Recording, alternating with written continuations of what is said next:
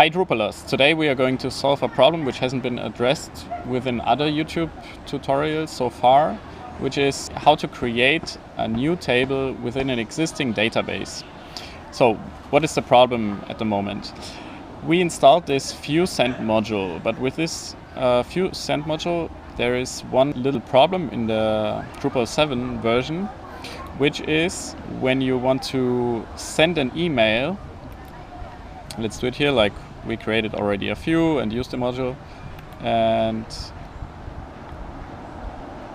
the problem with this module is that the values which you enter here, for example in the subject area, in the message area, or the fields for the recipient, all those values saved globally.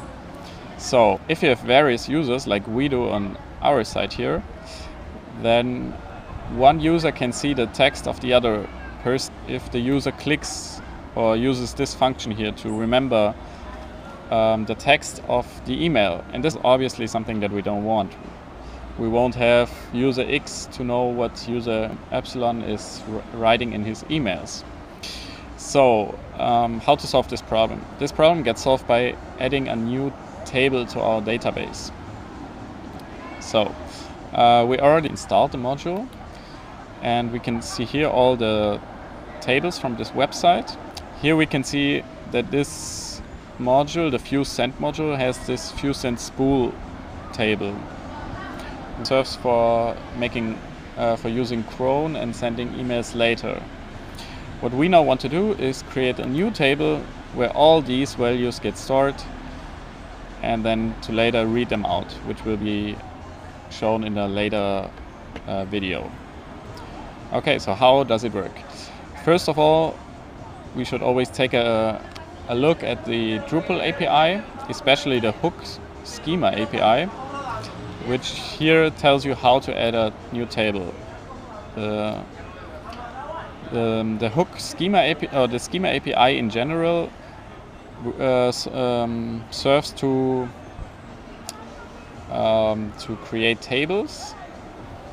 This works basically by creating an install file, which we have here.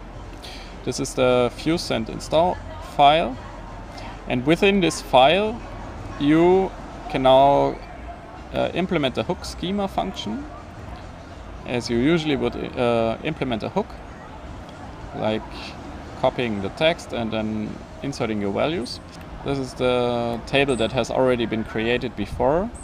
It's the view_send spool table, which you can see here.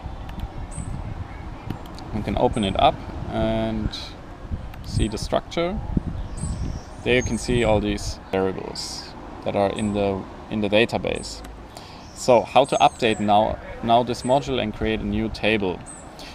What we did was copy all these tables, because the general table structure has been quite useful, because if you take a look at it, you've got the email ID, you've got the user ID, you've got a timestamp, you've got the from name, the from mail. So there are lots of useful fields that you can already use for your module, not for your table, sorry. And so I copied the whole text, and let's uncomment this.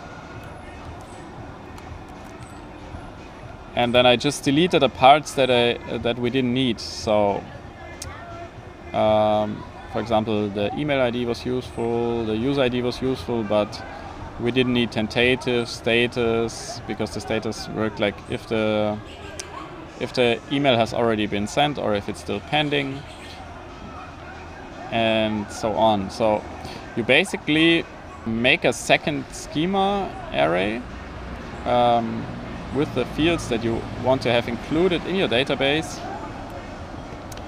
and insert it after the first array, or as many arrays as you want or need. Then after this, you just return the schema. This is the first part, which we can see here in the documentation for adding a new table, hook schema. So the first part is add the new table to my module schema in my module.install. The second part is create a my module update n function. N stands for your update number. So if your update number is let's say 7000, then the next update would be 7001. To create my table 2 with the schema API function db create table. Okay, so let's do the second part. So here you can see all this, it tells you how to do it. Here's the hook update end function, which we'll take a look at now.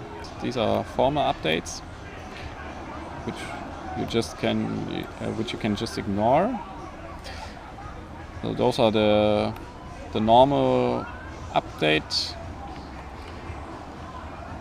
functions, and this goes until here. Now, what we did was creating a new table for saving user-specific values in the email form. And for this, first of all, you need to copy the whole database schema that you have created before. Here, it's the same. You just put it here. Like schema, you put in the name of the table name that you want to use. And after this, you put a semicolon to finish it. And then what's important, you need to write this line here. You need to use the db create table functions. Here you insert your table name and the schema and the schema variable with again with your username, and then you're basically done. You save this, and let's upload it with FileZilla. Okay. After this step, you go back. Let's go back to the site and just refresh, or go to update.php to make an update of the database tables. You see one pending update. This is the comment that we wrote into the module. And let's click apply pending updates.